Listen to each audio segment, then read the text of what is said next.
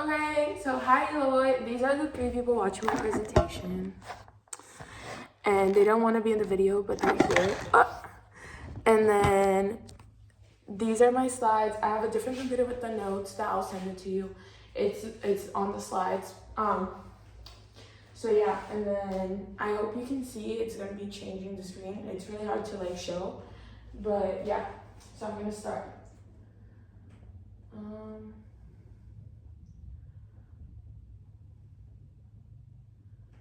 Okay, so I'm going to start by explaining what is a trend. A trend is an idea or a fashion style that really captures the spirit of the moment of the society we're living in. It usually goes by really fast and changes because people are always craving new things.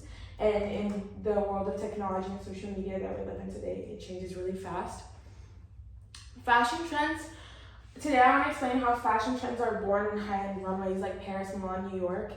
And then fast fashion brands like Zara, H&M, Shein copy and mass produce them for everyday consumers cheaply and quickly, which affects the quality, ethics, creativity, and even how people consume clothing today.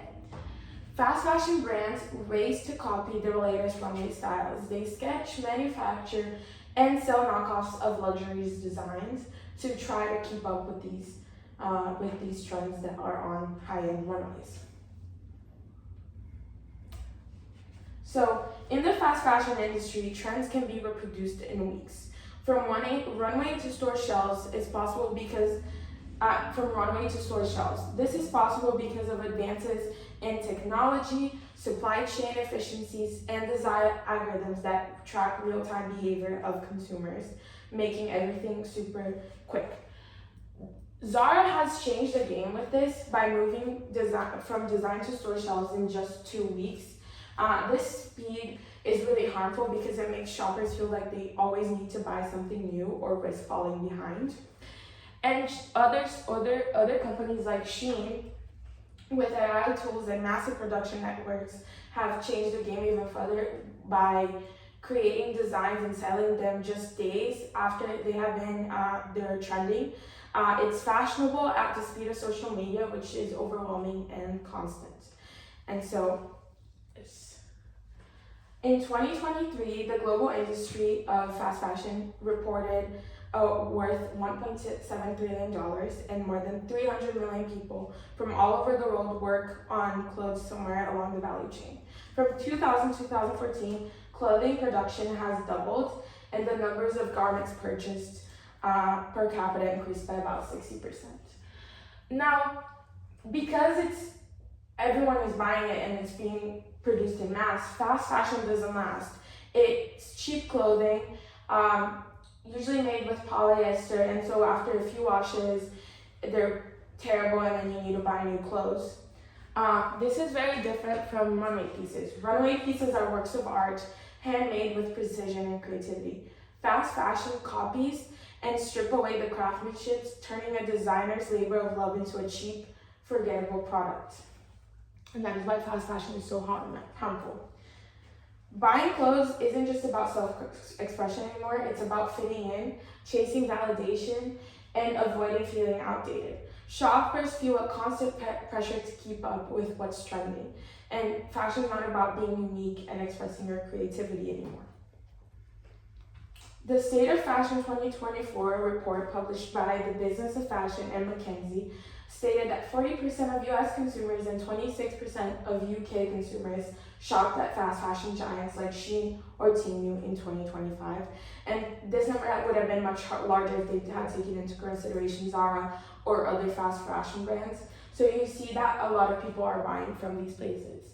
Now, social media platforms like TikTok and Instagram have pushed trends even further in fast fashion growth because trends become popular overnight and they go away just as quickly. So these changes and the need to buy clothes, the consumers feel the need to buy new clothes all the time, which is much different than in the 90s, for example, where fashion trends used to last whole seasons. Now they change within a month, a few weeks, or even days, because magazines would last. You would just have magazine as the trend, not social media that changes constantly. Now, this constant cycle generates massive waste. Most fast fashion items end up in landfills, releasing toxins and microplastics. The fashion industry is now one of the world's biggest polluters. And so when you keep buying these clothes and throwing them away, you're really harming our environment. According to the UN, every year 92 million tons of textile waste is produced globally. Production doubled from 2000 to 2015, while the duration of garments use decreased by 36%. And also 11% of plastic waste comes from clothing and textiles. Now, it is not only harmful for our environment, but fast fashion often depends on the exploitation of workers in unsafe factories who are paid poverty wages. In their race to make cheap clothes super quickly, basic human rights are often ignored. And so you're not only harming our environment, but you're also harming people's lives. The U.S. Department of Labor found that 80% of the contractors of garment industries were violating minimum wage and overtime laws. So you can see this demographic here that shows the cost of a t-shirt and that only 0.6% of it goes to workers.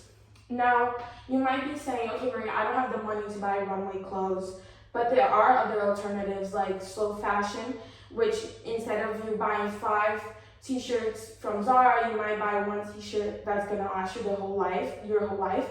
It might be a little bit more expensive, but in the end, it's an investment.